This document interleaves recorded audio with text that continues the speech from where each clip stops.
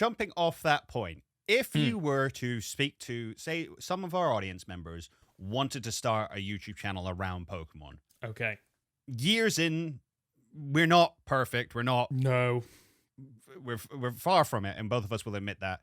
But what advice would you give, say, your younger self or somebody starting out right now?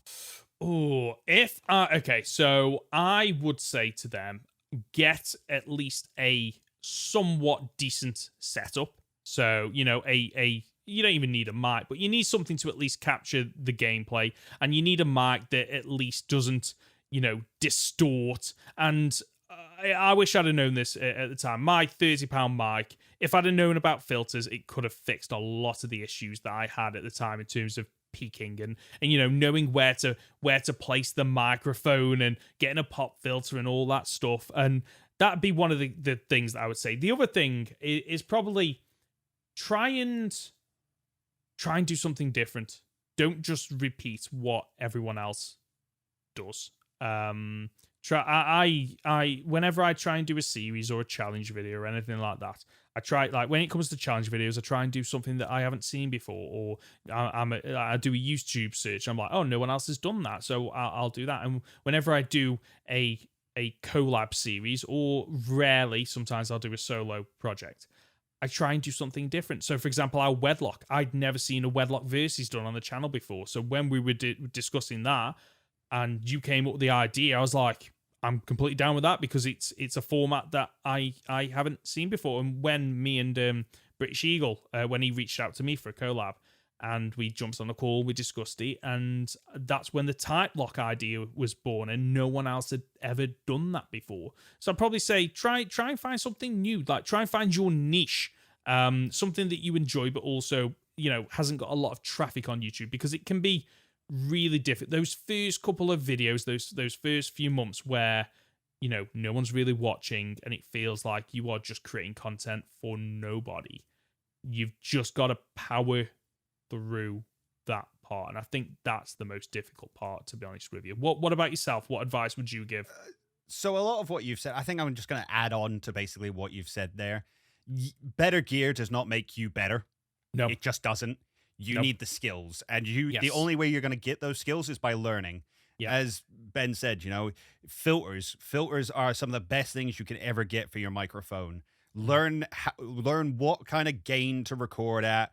Learn how an EQ works. I'm not telling you to be perfect at it, because God knows I'm not, but learn how it works. Yeah. Learn what normalizing means and things like that.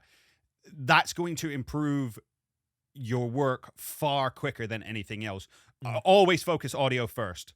If you've got a garbage camera, fine, don't worry about it yet. Yeah. Use your phone. Use your phone before buying a new camera. Yeah, definitely. Yeah. Sort your audio out first, because people will not listen. People will not stick around for bad audio. No. If you're going to do Pokemon, if you're going to do any gaming, because YouTube's very specific nowadays, like variety channels don't work. No. Like, I've tried it before to try and stick to Nintendo, but even that, it seems a little bit broad, where, you know, my Pokemon content will do so well, and then anything else that's tangentially related via Nintendo, it doesn't do anywhere near those numbers. So pick a game you're fascinated by, and I mean absolutely in love with. I remember one of my friends started a Final Fantasy 7 channel. He was like, I'm going to play Final Fantasy 7. I was like, do you love that game? He went, yeah, it's my favorite game. I went, I never asked if it was your favorite game. I said, do you love that game? If you're going to be a YouTuber and that's what you want to do, and you want it to be around a certain game or a certain franchise, you need to eat, sleep, breathe that franchise. You need to enjoy taking in the news. You need to enjoy playing through the same thing over and over and over again. Yes. You need to enjoy deep diving into the lore and just spending an hour and a half every week talking to one of your mates about the game that you've both played for the last 25 years. You have to love it. And if you don't, maybe it's not for you. Because I'll tell you what, it will burn you out. It will burn you out on that franchise. If you're not head over heels with Pokemon, doing a Pokemon channel is gonna make you hate it. I can understand that. There are there have been times where, and it's not even the Pokemon side of things for me. It's like, when YouTube, where you're not really growing as much. Like, you go through peaks and troughs in terms of growth and watch time. And there are times where you just think, is it worth it? And that for me has never been because of the Pokemon side, because I love it. I love the fact that I can, I have a social circle that watch me, and like I have, a group of other Pokemon, YouTubers that I can do collabs with. Like that has never been the issue. It's always the YouTube side of things, which is really unforgiving. There seems to be no rhyme or reason. One video can do amazing, like the series starts on a high, and then the figures just drop, and you've got to be able to power through that.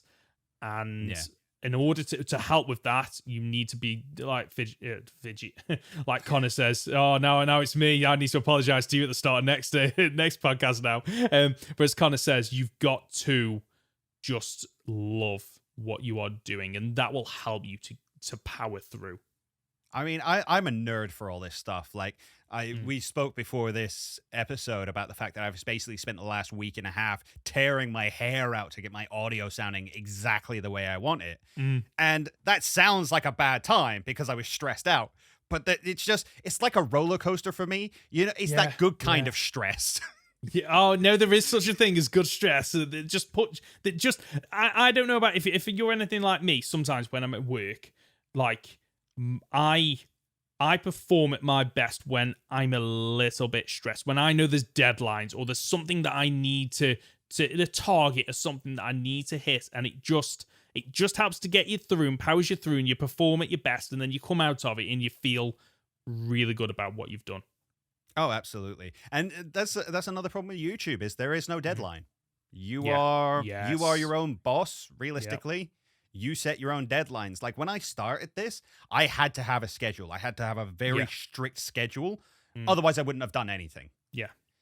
And back way when I started this, I went too far, too fast. Yes. And, you spoke earlier about the fact that when you first reached out to me about a collab and things like that, I was taking a break. I took 3 months off of YouTube, I think 2-3 months into starting it, simply because I was trying to do 2 playthroughs a week. So I had 3 episodes of Pokemon Emerald, 3 episodes of Pokemon Platinum, and was trying to do a challenge run that every week as well. And I just burnt out so quickly because there's only so much one person can do. Yeah. Doesn't matter how much you love it. There's only so much one person can do. I mean, I got very lucky that when I did stop doing it, Lewis, my editor, who is now my editor, but has been my friend from university and was even my editor back in university, reached out to me and said, what's happening? I was really enjoying this content. It's good fun for me watching through it. In fact, I used to get little videos. He'd have one of my videos up on the TV, and I would forget the name of something, and I'd be like, "Oh, what's it called?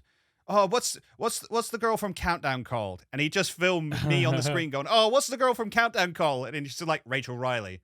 Her name's Rachel Riley, and just responding to me. That's brilliant. So he was already invested, and he basically rang me up and he was like, "Would you come back if I did the editing for you? If I took a little bit of that stress off of you, would you come back to it?" And that's where our kind of working relationship started. And he has been a big help and has elevated the channel far further than I could have ever got it on my own. Wow. Getting a good editor is difficult. It's not. Oh yes, massively.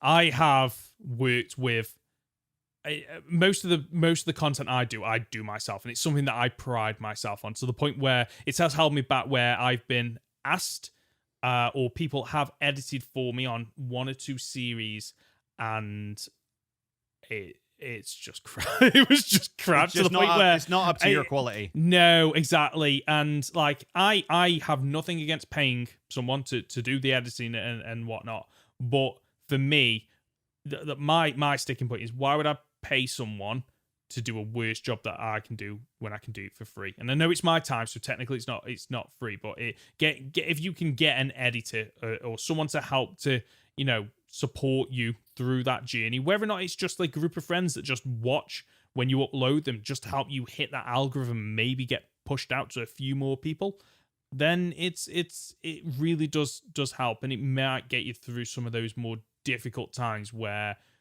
the channel is, it isn't hitting people the way that you might want it to, and getting out there and getting the views and the watch time. Yeah. One last thing, if I can add. One last thing. I'll let you.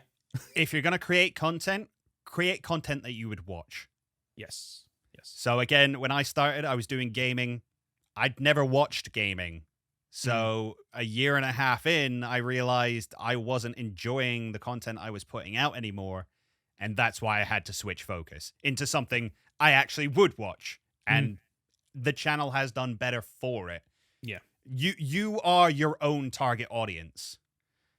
And when you're coming up with ideas, think, would I watch this? Would I be excited about seeing this? Mm-hmm. All right, I'm done now. You can move us on.